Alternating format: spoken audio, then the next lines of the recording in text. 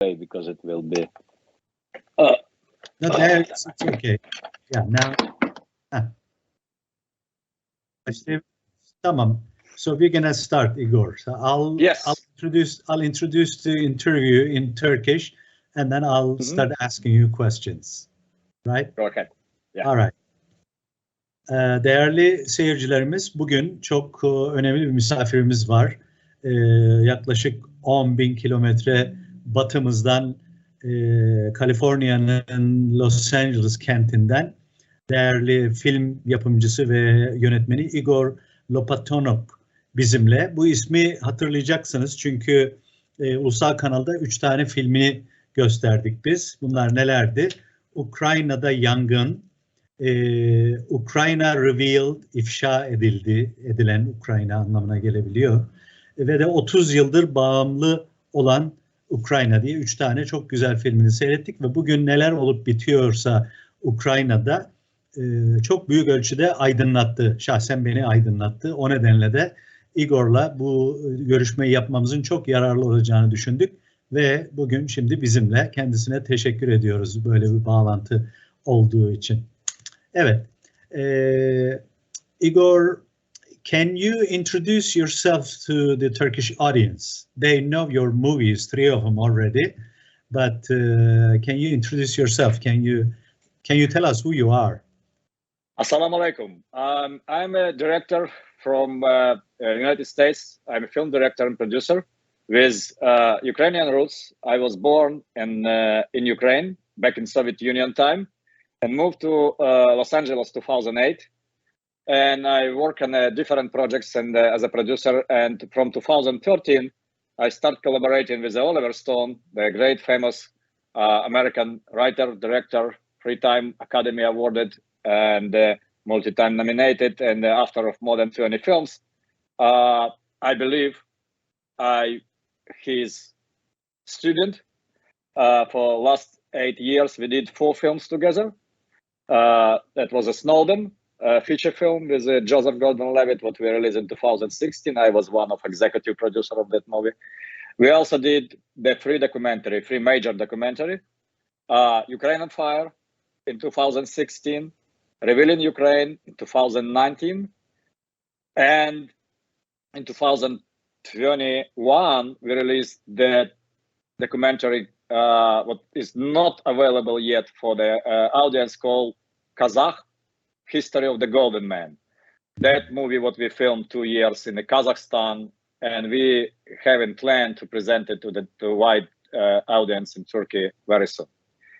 Also, I helped Oliver Stone to his work on the interview with Putin, what was filmed from 2015 to 2016, 2 years, 2.5 years, and in numerous different projects. I was some involved. So Oliver Stone was my producer in these films and executive producer, and also he conduct all interviews when he sit and talk to Vladimir Putin, to ex-president of Ukraine, Viktor Yanukovych, to president of Kazakhstan, Nursultan Nazarbayev. So this is how we work. I'm directing these films. He's helping me to produce. He has the rights for the final cut. So he's approving the final version of the film. And his name giving us the credibility. And because Oliver Stone films, it's all the time credibility of information. And you know, our movies, as other Oliver films, they evergreen. The Alex Jones tell that a few days ago, evergreen movie was talking about not what's happening only in the past, but predicting what's going to happen in the future. And because our film was finished, we start working on Ukraine on Fire in 2013, when it's the revolution in Ukraine just started in November. And we already was working on that film. And we finished it in 2016 because we need to release it, because it's going. We implement the changes, we understand. We need to take it and give it to the audience because it can be obsolete. But look, this is 2022, February, and March, and our movie not dated, still fresh, still touching, and because There no one question what we ask as a big question. If, what if, not resolved, and we see that tremendous escalation in the Ukrainian crisis. It's coming to the end, and unfortunately, it's coming to the end. So, in such a horrible event as a war, so we all feel sorrow, we all feel sad. But you know what? What we can do? We try very hard. We was under that, tremendous pressure from the people who said us, we are Russian agents, we are Russian propaganda. We do everything to prevent that things what's happening now, and we fail. We feeling very bad about that, but we will keep going, keep pushing, because we still have a time to save that humanity. Well, my first introduction to Oliver Stone was The Platoon, about the Vietnam War, and just like you said, very nice. It's an evergreen film because whatever happened in Vietnam is not over. Obviously, it is carried into Iraq, Yemen, and many other places, and same sorrowful story still goes on. So these movies about this documentary you made in Ukraine, as you said, if the world was listening to your suggestions or your films, whatever is happening today wouldn't happen, because you were already telling the world that, hey, this is going to happen. You see what's happening here? This is going to go even more and escalate into even a bigger situation. But nobody listened because everybody has different agenda.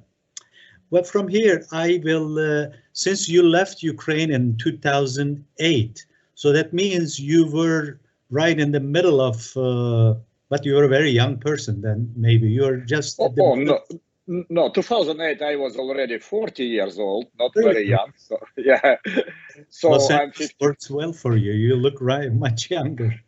Thank you very much. I was, before that, I worked in a big business in Ukraine. I worked for the government. I was in the government of Dnipropetrovsk area when I was grown up. I studied for a few years and worked for a few years in Moscow, and come back to Ukraine. And in 2005, I moved from the big business to the movies. And I understand, as in a big business, I make myself pretty rich, pretty young. What's a very dangerous situation for the human being. And because of Soviet Union collapse and we have no rules, it was in a land of opportunity because nobody know what to do. So I know a lot of people in Ukrainian politicum by my business from a year before. I even know President Zelensky because we tried to do something together with him, and it's not happened. But I have his phone number in my phone and talked to him a few times.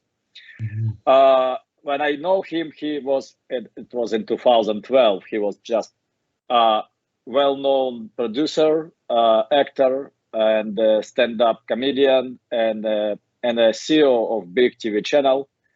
And I know how Zelensky come to power, because he come to power on the citizens' will to stop the war, mm-hmm. and all the things was people was very tired about the policy of President Poroshenko, Petro Poroshenko, who is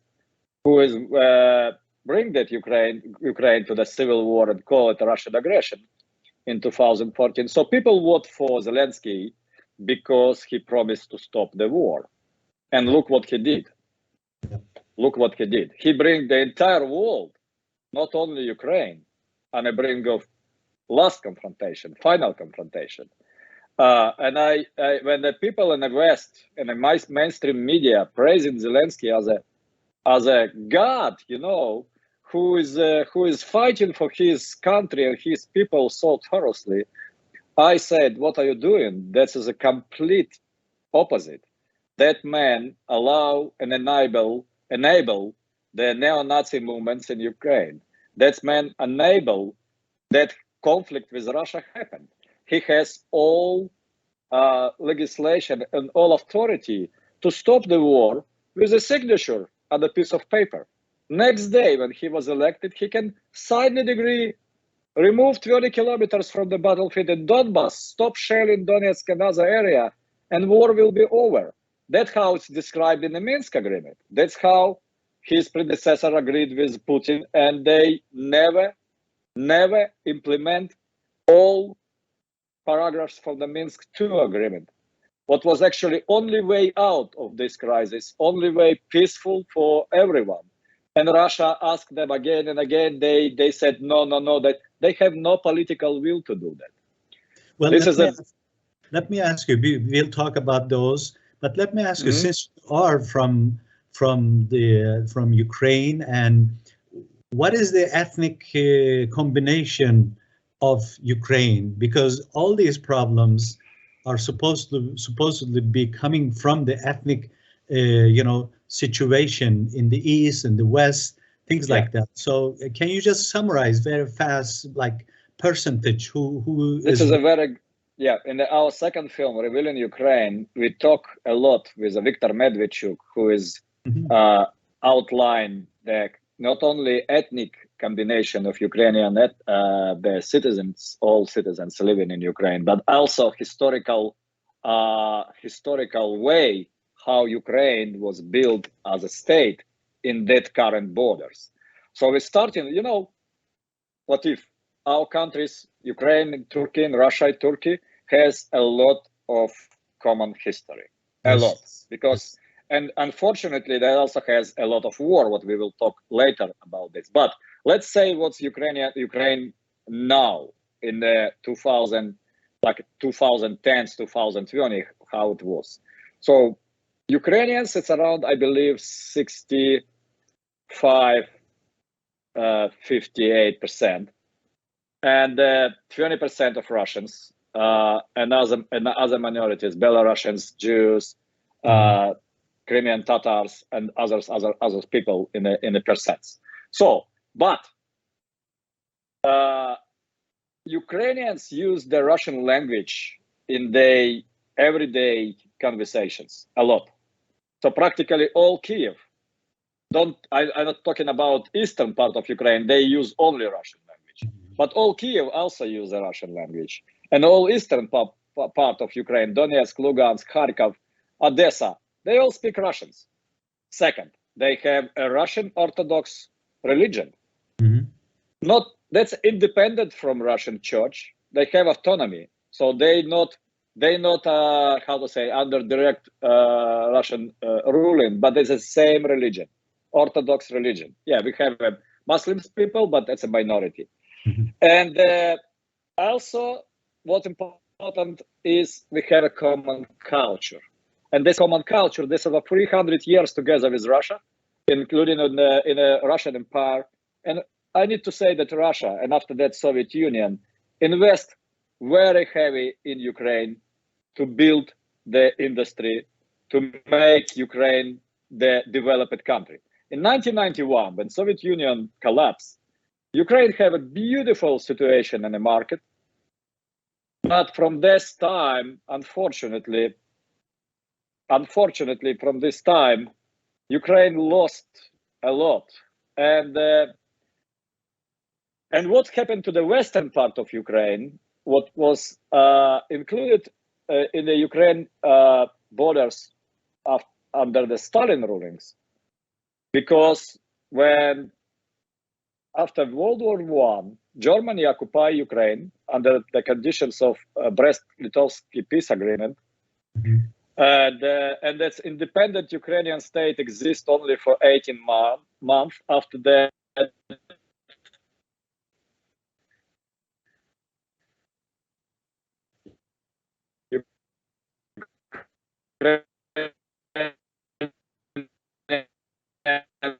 nationals take over the army, fight with the Red Army in Crimea, and also left.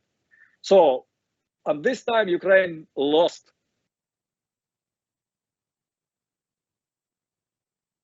Well, he says the last 20 seconds that your picture was frozen. So we'll take. I'm sorry. That 20 seconds. I will do again because it was a phone call to me was interrupt. Yeah. Taking this away. Yeah. So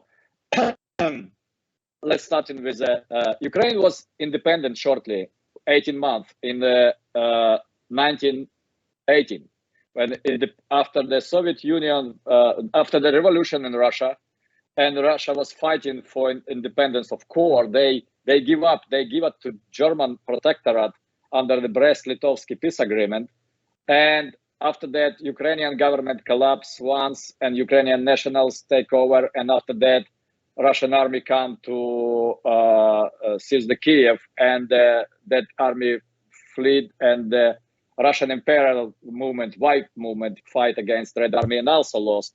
So, and this time Ukraine lost the western parts. What's now it's a city of Lviv and Ivano-Frankivsk and others, and that territory was come back to Soviet Union and Ukraine border under the agreement what Molotov and Ribbentrop signed in Moscow in 1939. So these places was 20 years under Poland and the Austro-Hungarian Empire and Germany influence. That western part was only populated by 3 million of people. This is a source of division and in Ukrainian country, because they never was assimilated in a way when they can feel the part of the Ukrainian, or they speak even different language, different dialect. So this is Ukrainian language that even Ukrainians from the East not completely understand. And they have a different religion. They mostly Catholics. They not the Orthodox. And they have a different traditions. Because of that, the western part of Ukraine and eastern part of Ukraine, you know, western minority and eastern majority, there was a direct course of misunderstanding. But western part of Ukrainians was used as the, like, you know, as a passionate to changes. And they have, this is very, very important to understand what's lead to the current situation. They have their own heroes, they call them heroes, who was openly Nazi collaborators during the World War II. That's, first of all, the Stefan Bandera, notorious leader of Ukrainian nationalists, who was, and also they have two movements, they called OUN and UPA, that's called Ukrainian Nationalist Organization, formed in a Europe before Ukraine, before World War II, and Ukrainian Rebellious Army, UPA. That's people, and the people who belong to them, they form two divisions of SS, like an open military formation under German command in the city of Lviv in 1941, and they commit a lot of crimes against Ukrainians, Ukrainian people, against Poles, against Jews. They was responsible for genocide in Kiev. They was responsible for ethnic cleansing in Lviv. They was responsible to tragedy of Volyn when 70,000 Poles, Ukrainians, and Jews was killed. So under the Soviet time, that all movements was prohibited. After collapse of Soviet Union, they start growing. And that nationalist movement is nothing bad about nationalist movement, but bad about when they going to be radical. And when they start praising more and more, they take in Nazi insignia, transforming this to today and like Azov battalion, who has mirrored picture of SS Nazi notorious sign. So that people gained some more and more influence until 2004, President Yushchenko, who came to power through the color revolution in 2004. Let me ask you about that. Do you think these Azov battalions or the neo-Nazis developed into whatever they are today just as a domestic issue, or there was foreign fingers, the European or whatever fingers that they encouraged them to organize and become more important and big? I mean, there was... Latif, this is a very good question. First of all, CIA helped Ukrainian nationals and war criminals, we can call them that, from the end of World War II. That three special operations, one of them Trident, another one was run by CIA. They assimilate them here, protect them under the immigration law in the United States. In a necessity of Cold War, they help them to grow. They send them back to Ukraine to fight Soviet Union regime. They paratroop them to the Carpathian mountains, and they drop them with the parachutes. Of course, they was taken by Soviet the KGB, and all was executed. But the CIA was never stopping. They grow in their assets. They help in the Ukrainian Nazi for 70 years. What's happened after? Because for some time, when they grow big, you cannot ignore them. They start to be public. They start recording the video, openly using the Nazi insignia and in 2015, the Congress of United States prohibit any help to Azov battalion, what was so big. So in the peak of the Azov, but he was like a not battalion, but more like a 3 divisions. This was 40,000 people involved with their own training grounds. And they was armed not like just with firearms. They have an artillery. They have the Air Force. They have tanks. They have all heavy munitions and they were part of National Guard of Ukraine. After they was used in 2014 to overthrow a democratically elected government of Yanukovych under Maidan, and after that, when Mr. Turchinov, interim president of Ukraine, start so-called anti-terroristical operation in Donbass, the all nationalist battalion was on a front. They was most radical fighters in a Donbass area, and after that, they was used to prevent the military of Ukraine, the regular military, from fleeing the battleground. So if the military flee, they shot them. So this is to understand how radicals, nationalists, people whom we call the neo-Nazi, you can call them just a Nazi because there is not neo-Nazi anymore. And Ukraine has all signs, all good conditions to grow the Nazi movement in the country. Country spiraling in economic downfall from the 2014. Mm-hmm. People fleeing the country. 6 million people left for the 8 years. 6 million. That's more than people leave Burma or Myanmar. So that was a disaster because people don't want to stay under this regime.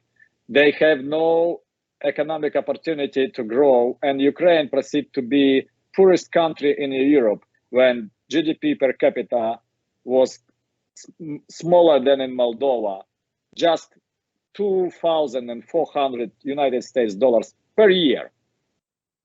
This is how bad this consequences of this so-called revolution of dignity in 2014. Yes, and Ukraine has a civil war, and they lost Crimea, and they practically lost Donbass. And to stop the war on Donbass, when 14,000 people was killed, the Minsk Agreement 1 was happened in 2015 and 2014. In 2015, Minsk Agreement 2, when they signed agreement, they announced a ceasefire, but that include a lot of provisions. To Ukraine never, and what they disagree with. They disagree with amnesty to all rebels who was fighting because they don't want to join Ukraine. They don't want to be under this neo-Nazi, Nazi movement government in Ukraine. They want to repeat what Crimea did. Just walk away, and after that, join Russia.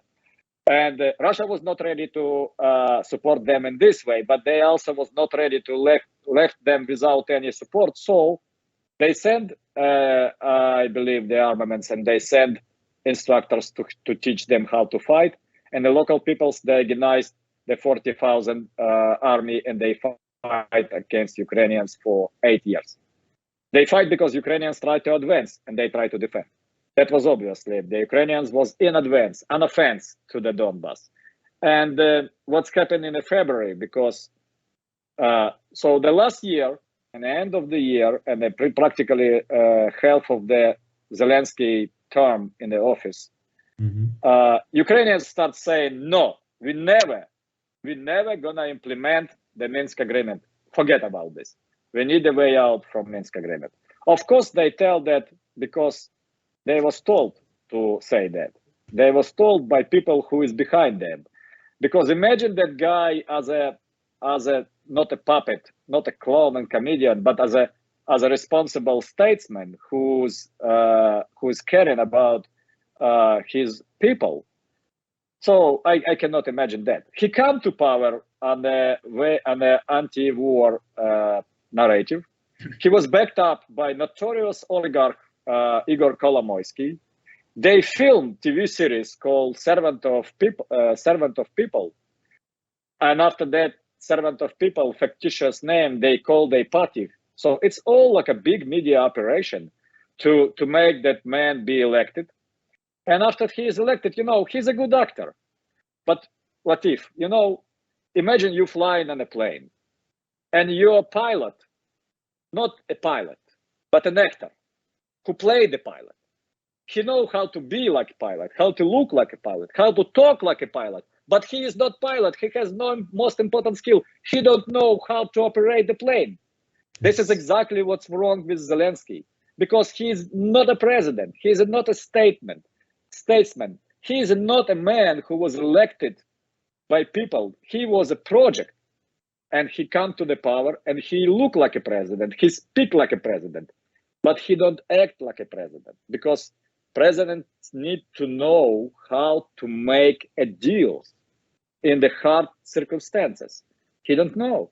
He know how to make the appeal to how to make audience love him.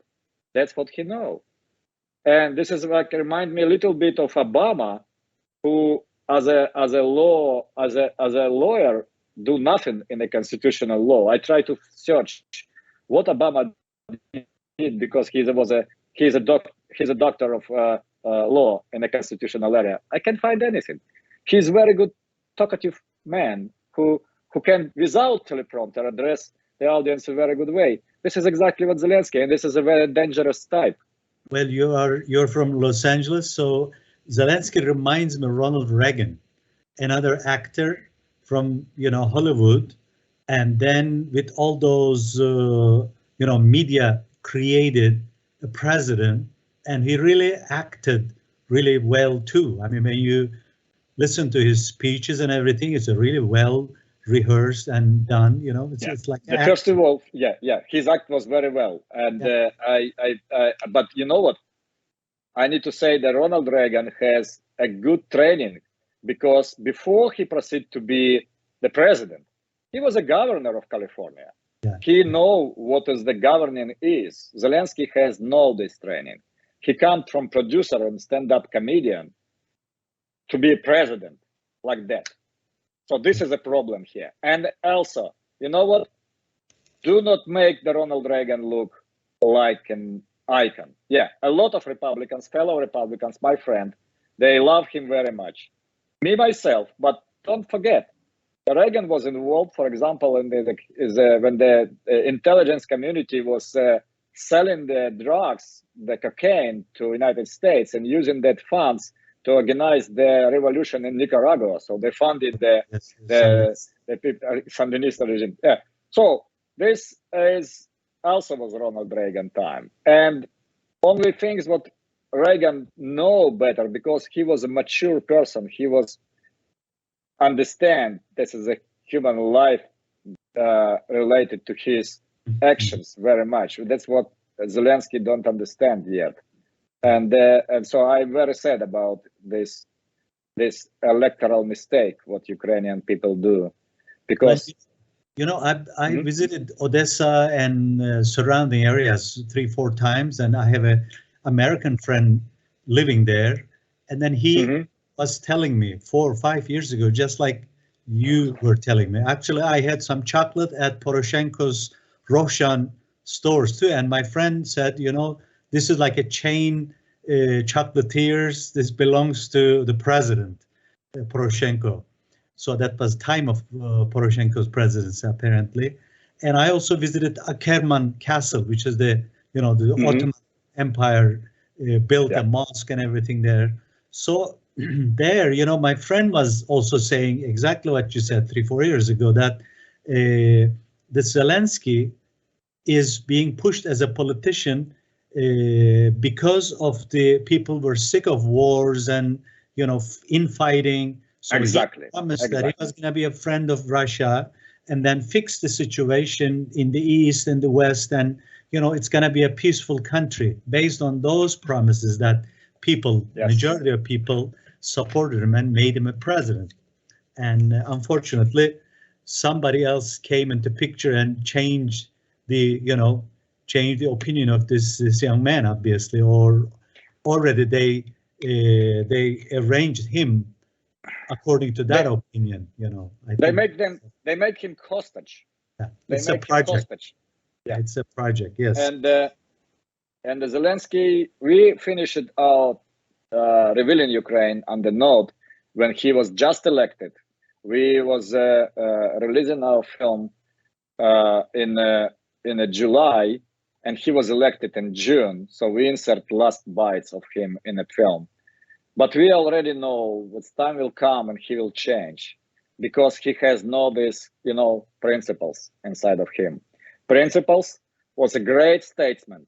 I know the greatest statement that of in the Turkey history was Atatürk, who built the country and to give to country the feeling of the nation, new nation, reborn on a big and glorious but ruins of Ottoman Empire. So who made the country big and make the people proud to be citizens of their country. So this is a quality of great statements. You can call Vladimir Lenin as the killer, or, you know, the enabler of the communist terror, but he built the country, the Soviet Union, what was a great country in the world. And unfortunately, that country was built with a lot of mistakes, especially with division by the national principles. And we see that leftovers of this communist empire mistakes still popping up. So when Joseph Stalin include the Karabakh area of Armenia to be a territory of Azerbaijan, make no doubts, this is not a mistake. That was done intentionally to create an egregor of tension, because it's a borderland with two different religions, two different nationality. So creating this kind of insertion of very much populated by Christian Armenians enclave to the territory of Azerbaijan, with a mostly Muslim. So we'll create the problem for a century. And we see that that's happened just now when the Azerbaijan liberate their territory in Armenia, and the United Nations has a free decision, but it was occupied by by rebels, and thanks God it's not blow up in a bigger war, because the all potentials is here. I want to talk a little bit about new configuration. You know, we facing now Ukrainian crisis, but this is bigger than that. This is bigger than that. And people who understand it, they have some hope when they look in the situation in Ukraine. First mistake what Western media does, they calling this the start of the war. No, this is a mistake. This is the end of the war, because war was started in 2014 by President Turchinov, who sent the troops to Donbass and start killing their own people. Now, because Russia cannot enable the genocide of Donbass people, it's a 3.5 million, 4 million people live there. And because Ukraine disobey and not implement the Minsk agreement too, and because of West do not give Russia any warrant, any guarantee of security, as the Russians demand in November and December, they publish it in a newspapers. They demand the NATO stop expansion, Ukraine will be prohibited from joining the NATO, and etc., etc. And they said, if not, we're going to use military technical options. So they said it openly. They said it, please, if you disagree, because why Russians feel threatened? Russian Empire and the Soviet Union was under continuous invasion from the West, starting from the 12th century. For the last 300 years, they have more than 14 wars. Unfortunately, some of them was with Turkey. So we will touch this very sensitive topic for two of these great nations, and because this is a very important time to keep. But what Russians doing now, more than Ukraine, because they understand the West gonna sanction them. They understand from 2007 when Putin delivered the speech in Munich on a security conference. What open heart and open hands from Russia do not lead to the West taking the Russia seriously as a partner in the Western world. And you know, Russia have a very special quality. Russia lay down in two continents, Europe and Asia. This is why then the Russian the state symbol. This is the eagle who's watching east and west. And also, but Russia has a Western type of mentality because they share in the Western values. So Russia, because of that, is a natural bridge from west to east. So, and it's using Russia in this way will give the people of West more understanding and collaboration with China. That was a good path, but this not happened. So West reject Russia. West start to alienate Russia and sanction Russia, and after that, Russians said enough. So that's moment when Russia ejecting herself from the Western integration process. They put in the Iron Curtain 2.0 on the Russian border, but Russia is wanting this. Russia want to take out dollar from the currency system. They won't take out all. They self-sustainable country. The sanctions, of course, biting Russia under this 8 years were under growing pressure of sanctions. In a process of that, Russia developed a lot of independent industry. They called it import substitution. And they big enough country to allow that. They have all resources. They have all level of knowledges, and their military never was, counting on the Western technology. So they have their own technology. And don't forget, they have China. Right before this conflict, Vladimir Putin visited the Olympic Games in Beijing. Yes. They talked for 3 hours or even more with Xi Jinping. And I believe not about the games, obviously, right? They didn't talk about bigger game. Yes, okay, of course, about bigger game. And the bigger game is here to create without formal alliance, and they say it in the communique. So Russians and Chinese will help each other on all fronts, and they don't need any alliance because they bigger than any alliance already. So when China do not join to the Western sanctions, and for big surprise of our State Department, India follow the steps of China, and other people and the governments of other countries do not rush in this moment because they pragmatic, they thinking about Russian energy, they thinking about Russian military equipment, they thinking how to deal with re-emerging superpower.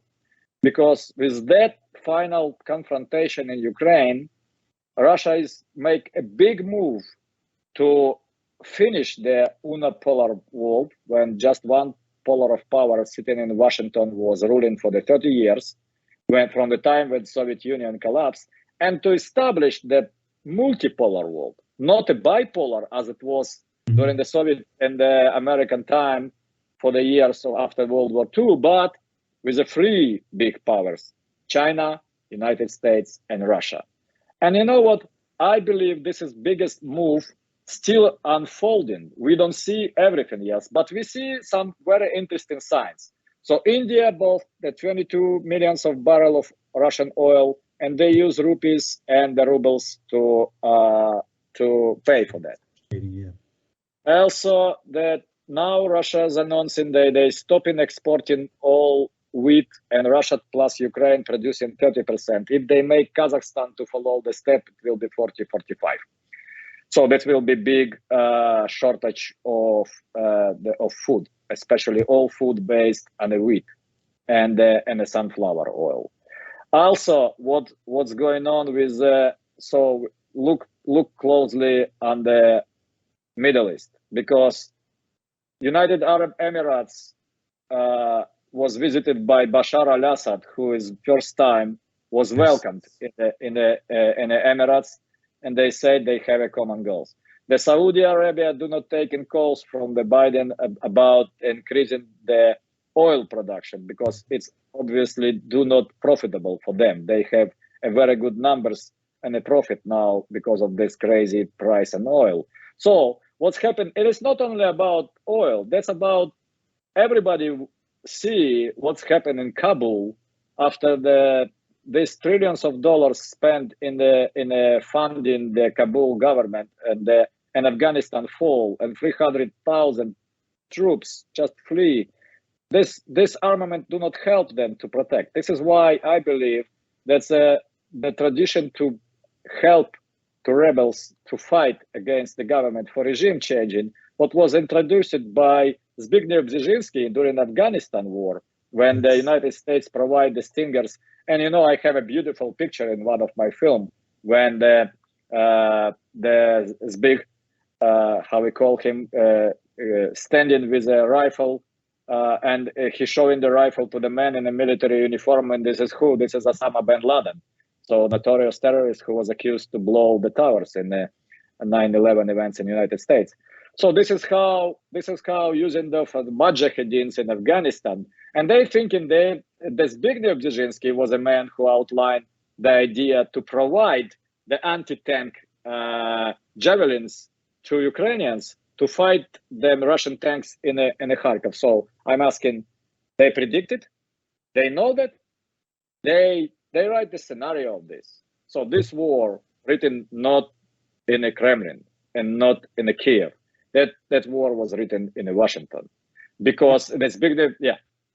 Go ahead. I was going to say, the countries that you name, India and China and everything, do you think there is a shift toward Eurasia, toward the East, the center of almost civilization, economy? I mean, you name it, art. It's sort of shifting in a way. And in this, I am also wondering, the Russia is an Eastern country now. Ever since the Soviet Union, the revolution, before that, the Tsar's Russia was sort of Western in a way, because, the Tsar's family was with Queen Victoria and everything else. There was some connection, but when the West connection was severed, Russia became Eastern. The Western countries, the United States or Europe, now treating Russia 100% Eastern country. So they are treating Russians just like they treated the Arabs and the Chinese, the Asians, or the Indians. It's very, very interesting. So my question is going to come to that. Now there is a bit cancel Russian movement in the world, meaning all the opera, greats and the Shostakovich, you name it, the Tchaikovsky, and then Dostoevsky's novels are like pushing out. So this is a big cultural trend is happening, even in the sporting or the cat federation of the world is not letting Russian cats to compete in the cat beauty pageants or something like that. And they canceling Yuri Gagarin as a first man in the space. So this reminds me the McCarthy period of 1950s. If you remember anything about any word starting with K, indicating communist, was going under big problems those days. Like Paul Robeson, great, black singer, for example, couldn't Yeah. perform, or many other people, Nat King Cole. So this reminds me of something like that. What do you think? This cancel Russian movement. What if? This is why that people who do that, they're gonna lost that war. They thinking that because the era of Western civilization domination in Eurasia coming to the end, a new era of Eurasian country grown up, just giving the birth in these Ukrainian events, because that's the open disobedient and destroying the security system what existing in the world and in Europe from 1945. That security system was outlined in the Yalta conference by Stalin, Churchill, and Roosevelt, who was allied countries who win that war. And they did that security system to prevent the war and hostilities of the war in Europe. And they call it United Nations. United Nations was American, by the way, planned by Roosevelt. It's so sad that Roosevelt do not live longer, because I believe that Hiroshima and Nagasaki disaster not happened under his being president, because it was a openly Truman idea to scare Joseph Stalin with a nuclear weapon. But what's the difference now with the World War II? Now the superpowers has enough of mass destruction, weapon of mass destruction, to destroy not only each other but destroy the entire planet. And that's giving that, and that's making the nuclear war impossible to win. And the strategy what's holding that world and peace in the world alive for that time of Cold War was called MAD, mutual assured destruction. That's a very working technology, because if you look even on the most crazy heads in Washington or in Europe, nobody's saying they want a direct confrontation with Russia, because they know Russia can win the war without nukes in a European tactical battlefield, but they cannot if United States will join. So they're gonna use the nukes, and they nuclear posture, like a nuclear doctrine of war, saying that. So if we're gonna lose on the battlefield, we're gonna use nukes first. So that's legal for Russians, and so this state put in some kind of barrier from destroying the Russia and canceling the Russia completely as a state. They probably gonna try very hard, and this is what we're looking now. We see that all that madness and campaign, it's not about Ukraine anymore. It's all about Russia and Putin. They're trying to remove Putin from power. I was laughing 2 days ago when I read in a Western publication the theory, what's the inner circle of Vladimir Putin plotting to remove him from power. And I dig, where is the source of this? Where is the source? Oh, and I find that the source of this statement was the military intelligence of Ukraine. It was, and the military intelligence of Ukraine, you can call it CIA, because they okay, in a 1 by hour. So this is a goal. Removing the Vladimir Putin from power, it's not going to happen. They're completely out of touch with reality. The 80% of Russians approve the president's actions. And and it's even not the sacral war yet, because if the West go to now there's a limited to the special forces in Ukraine. If the West go full offense on Russia, first of all, it's going to end the world very quick, like in 1 hour. And the Russians know that. And they thought, we are believers in our religion, we're going to go to the heaven, and they're going to go to hell. So this is exactly what in a Muslim tradition they call, if you mujahideen, if you martyr, you become martyr. If you martyr, you go into heaven. Yes, so you will be praised by Allah. You will have all goodies. You will have afterlife much better. But Russians ready for that. The Americans not. Nobody in the Western part. Nobody. They of course they want to grab some money from Russians. They want to grab yacht. They want to do this. They want to call the names. Doesn't matter anymore. So Yeah, how is this cancel Russian movement? I don't hear much from Hollywood. I don't hear it much from Los Angeles coming out. The big actors protesting it or something like that. That's sort of interesting to me in a way. So the Arnold Schwarzenegger recorded the video announcement, and he got the answer from the Russian girl. Very interesting. If you dig it out, you will find it's very, very interesting. And other people's here who has Ukrainian roots, they fundraising the money in the Hollywood Bowl. I believe that will be a lot of films from covering this war from Ukrainian part of point of view. I know that Sean Penn doing this. Yes, he will face my film, I think, because my film will be also. But we're not rushing on this because the situation need to unfold to the end. Because we gathering the material, we filming, but we're not. So the Hollywood, as a very liberal in a political spectrum, of course, following up, and I believe they're participating in the construction of this reality, showing the Ukrainian president as a great leader, Ukrainian army as a great fighters who fight against much bigger army of Russians, and etc., etc., etc. And of course, this is, as all narration from 2014, this is a fails. This is a hypocrisy, and this is constructed.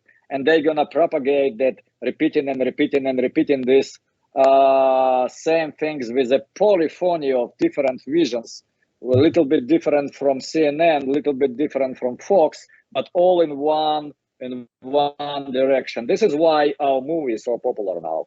We are #1 in the Apple TV. We are #2 on Amazon.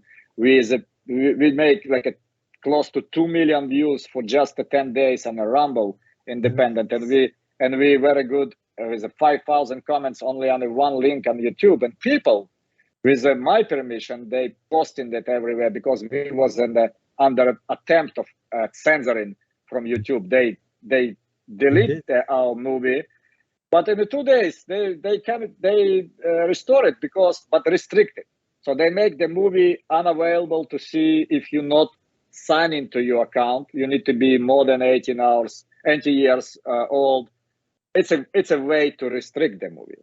Exactly same graphic violent pictures in a movie Winter on Fire, what Netflix published on the YouTube, has no restriction, because that support narration what they want to people believe. But you know what? I'm not afraid as a filmmaker. I know my qualities. We very much to the history. We very much to deep analysis and you know what? There's no one in these films. They're using the films as a propaganda. We're using our films as an attempt to aware the people, aware our audience for commit the mistakes, same mistakes what was already committed in the past, again and again. So this is our biggest goal. This is why, and now our one and only goal is supposed to be to prevent possible World War III. Because Zelensky tells, if the negotiation with Russia will fall, it will be free.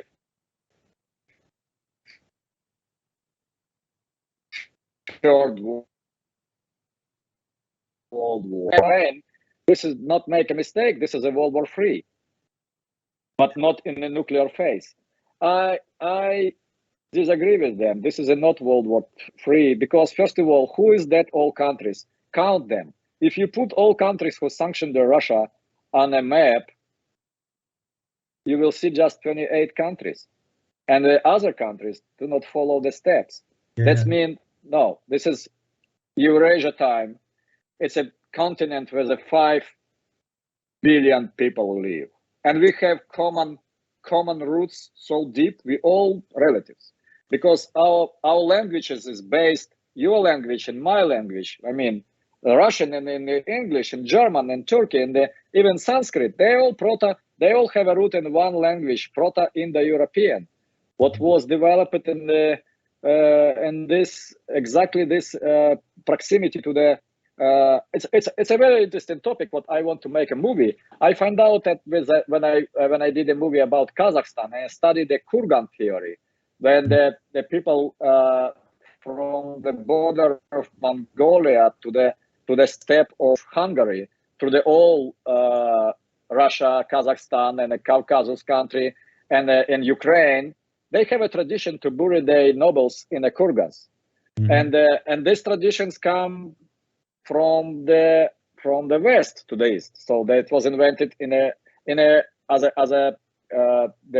archaeologists have a theory called Kurgan theory, what it was emerged like 5,000 years ago, and emerged in an area what was now the lower part of Volga, Caspian Sea, and the Ukraine.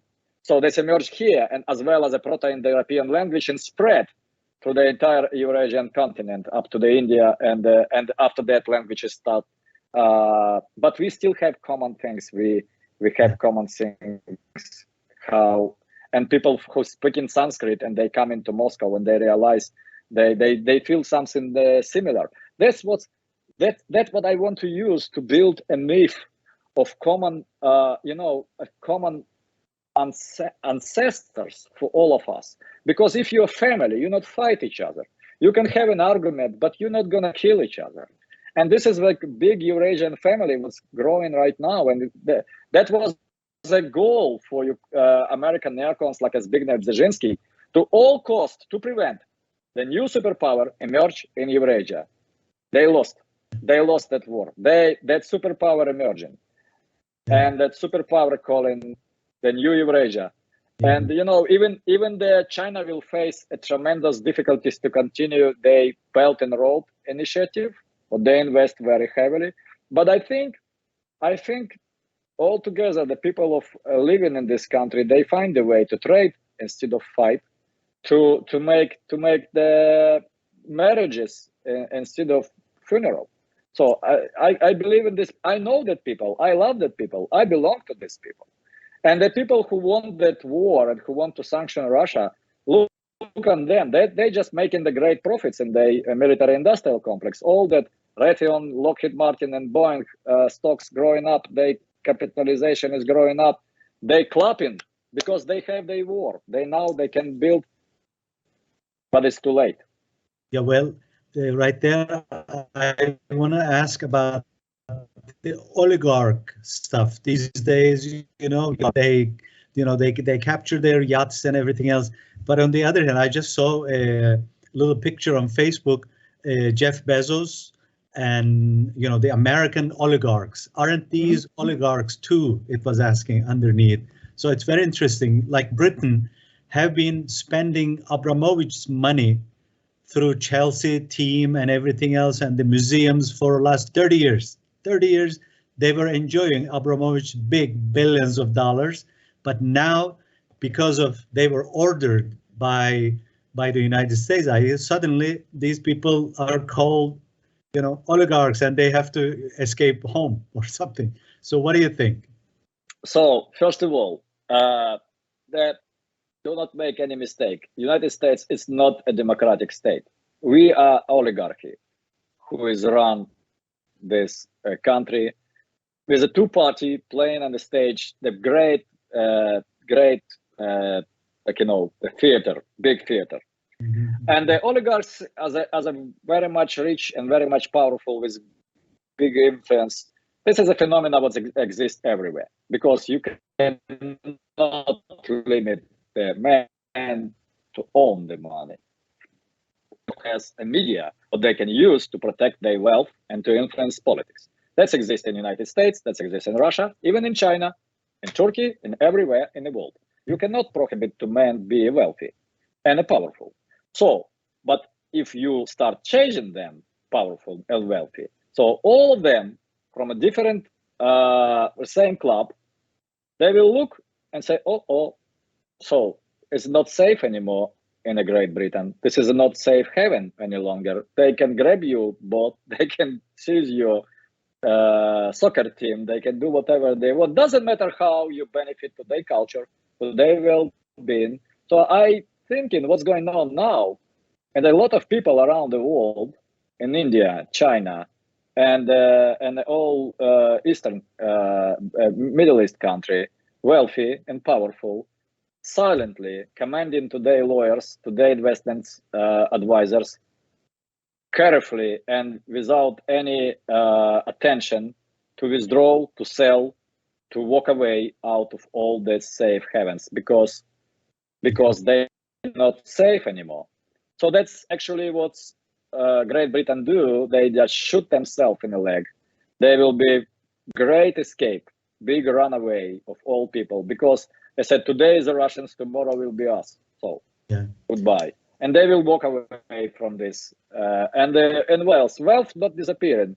Their skills not disappearing. They know how to do that. They can repeat it again and again. I know one Russian oligarch, I will not name his name. He lost everything in 2008. He made back 2 years after that. He was zero. He had nothing to pay for the New Year party. He invited few big performers, and that was cost like a 20 million. He said, "What are you doing?" He closed the deal on this party and make a big investment and make the 1.5 billion from just one night. I'm not an oligarch. I have no boat.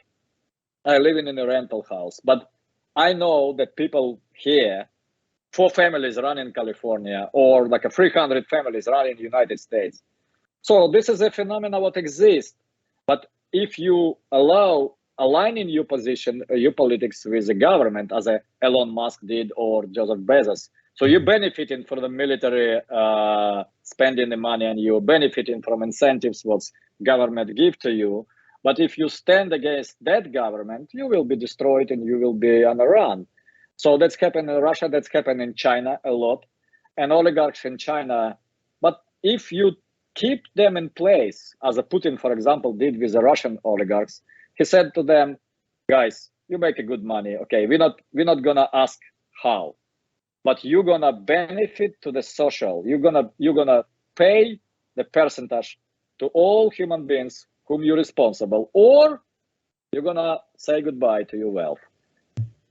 People who obey, they doing very good, and people who disobey, they just run away and they flee abroad.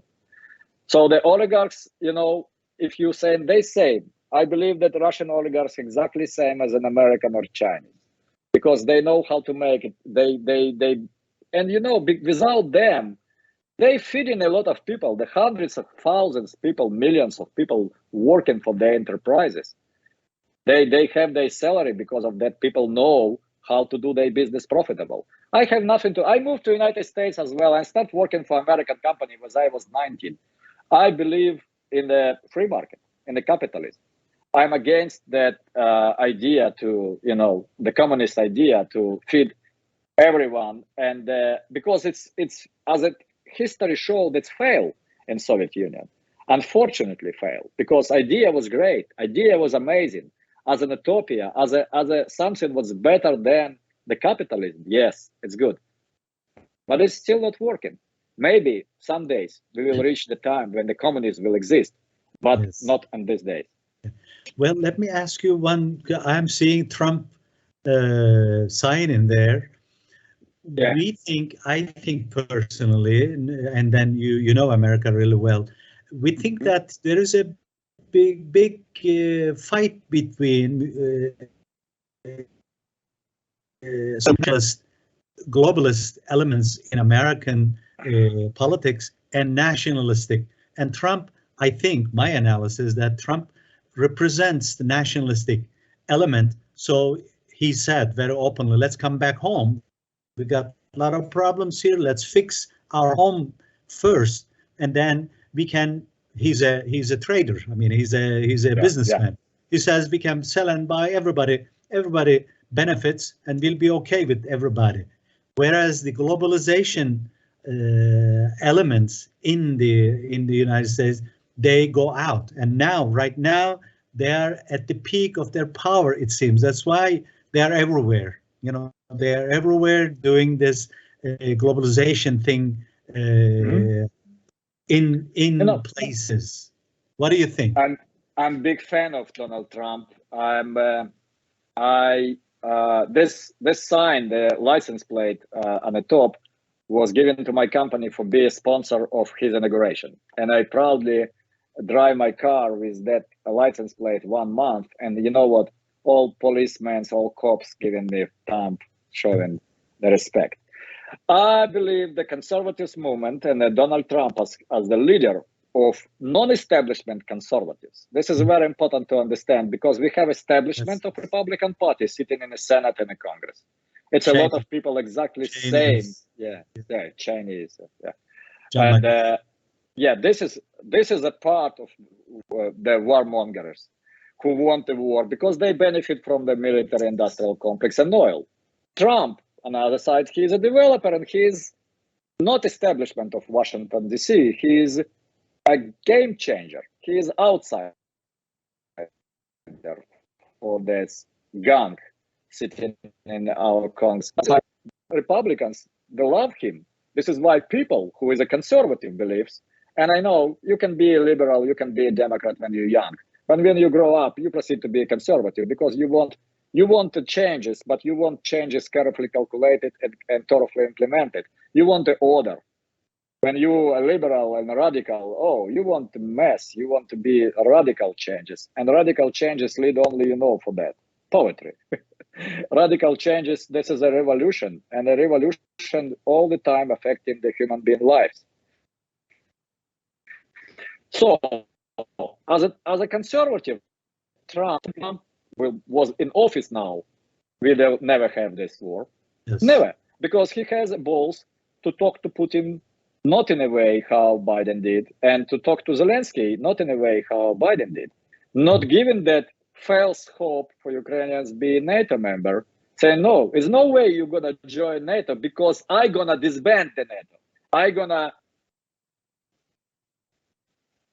cancel this because we're only paying for everyone. That was his argument. We're paying for everyone and they all benefit from our umbrella, nuclear umbrella, what we're providing for Europe for free. No. He's a developer. He built the houses. He know if you invested in this, you need to have payback.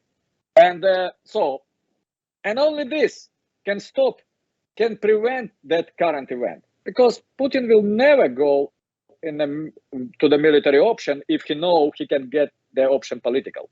Yeah. So Trump said in the very beginning of this war, Putin is very smart, but with me, he never will do this. After that, he bragged that he's threatening the Putin to bomb Moscow I think he's doing this just for his as a buffooning with the people because people love that behavior. But he's a responsible man. As an Oliver said in one interview in 2016 in the Taormina, 2019, the big politics make not by nice guy, but by tough man who know what they're doing and who is very hard, and they know how to deal not only with something good but with something bad. I believe this year, 2022 November, in the midterms, the Democrats who is supporting this all globalistic movement in a bad way, because I have nothing against the globalistic. I belong to that planet. I know the moving without for example, moving goods and trade without customs, that's okay. But I also believe that different people have a different qualities. Russians, it's a Russians. So the nationalist idea rising, it's only because the globalism try to erase our unique quality, try to erase how we identify ourselves, how we make ourselves, me, the American, and the Turkish, and the Russians. So the globalism saying, no, you just the customer of McDonald's. You have no difference for us. And the conservative nationalists, they say, no, we are different because we don't eat that kind of meal. We eat that kind of, and we respect our way of life, and we're gonna respect your way of life, and we're gonna enjoy to see how you do this. But let us be us. Leave us alone. We know how we live in and we love it. And we're not gonna change because you need to increase your profit. Because in a globalism, there's only one that the only one goal, the profit margin. What they want to do, it's much easier to sell the unified goods and much easier to sell to make all people. I believe it's November election wrong. is going to change a lot in America. Everything. I believe Congress and the Senate both gonna fall to the Republican hands. The problem that our Republican Party has a lot of establishment guys inside, so we will face some stupidity from them. But after that, the election of 2024, if we all will be alive in this time coming, and Trump, I believe, has a good chance because people love the people who was somehow wounded, and he was wounded in 2020 a lot. Well, let me ask you one last question regarding how do you think you're Ukrainian and then you travel there to make all these films and you know Ukrainian people, you know the Russians and you know the Donbass, the whole sentiments and psychology. How do you think this problem gonna end? What is your prediction? I mean, let's be a fortune teller here. First of all, it's a very, very bad idea to make a fortune telling because you cannot look through the minds of leaders. You cannot look to the situation. But from my calculations, every war has an end. No war cannot be running forever. So I believe my prediction is some days, maybe in the mid of April, close to that May, to beginning of May, they will come to some kind of changes, unpredictable changes from now,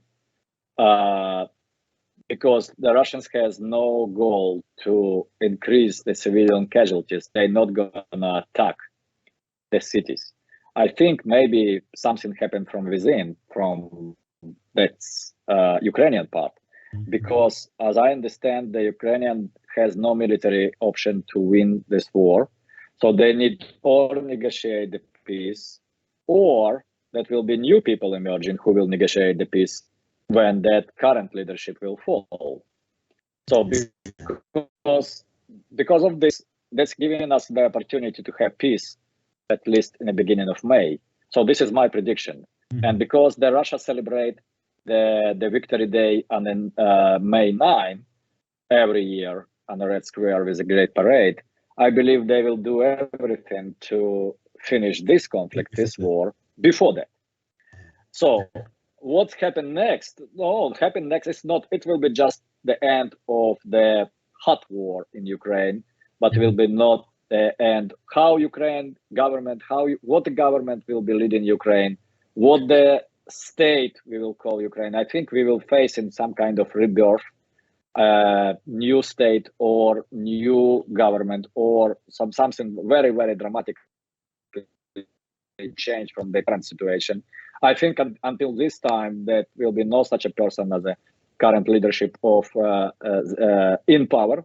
Probably he will run away or he will be in exile and will be new faces. And it will be good for Ukrainian people because there's no reason to fight and to pay that price just for Zelensky to remain in power.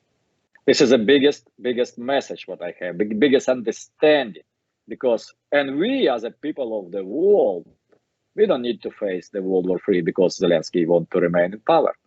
It's a lot of different people who is much more responsible, much more wise, much more tougher, and who has understanding what is a human life cost is, because it's only one loss what you cannot recover when people killed, because the God who created all of us and create the life, he unfortunately, you know, Latif, we as a society, as a civilizations, designed in a way when the war is a part of this our history. That's happening from the, and I want to tell. So I want to say one thing. I do the little research. I see how many wars was against with Russia and Turkey was engaged in some kind of military conflict. It's all the time finished up with a peace agreement. Yes. Borders was realigned, the troops coming back. And pay attention, it's very interesting. all the time when the foreign powers was involved, the Brits or France or Americans or German or others, that will give our countries suffer. I mean, Turkey and Ukraine and Russia. But the example of how we can collaborate, it's a much more powerful, much more promisable, because look, that's a huge integration vector from east to west, coming from China to Russia and to Europe, and also huge local, regional, but also big integration vector coming from the Turkey up to the Kazakhstan, because it's a lot of a lot of Central Asia countries who speak same language, sharing same religion. So they have, and that's given that. When we was flying to Kazakhstan through the Istanbul, and Oliver just walking in this beautiful new airport in Istanbul, he said, "Look, Igor, this is how new world's supposed to. This is the middle of the earth. This is an intersection." So he said, "Amazing! Look at these names. All cities in the entire world on this on a desktop. All cities." So the importance of Turkey, because it was a great transit hub and a great connection place, and as also it's connected to the Russian history so in a big way, from the time when it was a Constantinople, and when the Russian after that Sophia Paleolog, who was a Russian queen, like a Tsar, and she was living in that Constantinople. This is a part of our history, interconnected so many ways. Well, even today, like the Russian Defense Minister Shoigu is from Siberia. We think Turkish people of Siberia, things like that. I mean, history is full of these surprising things. Yeah. Yeah, and I will send to you a link to the video from our latest documentary called Kazakh History of the Golden Man. When the Nursultan Nazarbayev was the middleman to negotiate the peace after Turkey shut down the Russian plane, and it was a big tension. He stepped in, and he managed to these two leaders, Erdogan and Putin, to make the peace.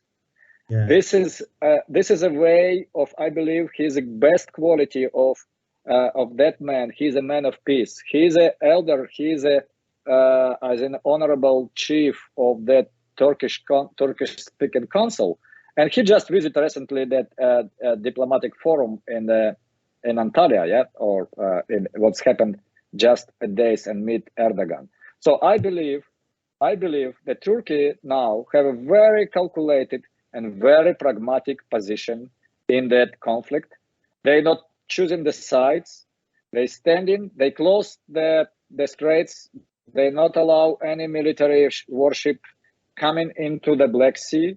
What's making the Black Sea is more safe place. Because if you pump in and if you deliver in the armaments, as the United States do now to Ukraine, you never can extinguish the fire when you throw in the gas in the fire. Never. You need just limit the gas, and fire will fall down. So this is how I praise and I understand, and I believe that the leaders of Russia and Turkey has a great possibility to work in this new world order together to make it more safe and more prosperous place for living beings. Yes, future is shifting to Eurasia, definitely, as you indicated, from Nazarbayev to China to Central Asia to Iran, India. So the sun is rising from the east after all. So this is a reflection of that. Well, Igor, thank you very much. I think we covered quite a bit areas, including American internal politics too, which is very related to here, So we thank you very much. And then if you're ever around this part of the world, we will be soon. We're gonna go to promote our Kazakh documentary. We have a plan to release it widely. We're starting this in April and May, and we will be in Istanbul screening. Be my guest. I will invite you and the friends to attend. Do so, and we'll the Ulusal Kanal is gonna we'll be happy to to meet you and then to help you out if you need anything. Our studios and all our people are you, at Latif. service in a way. Thank you for benefiting for the piece.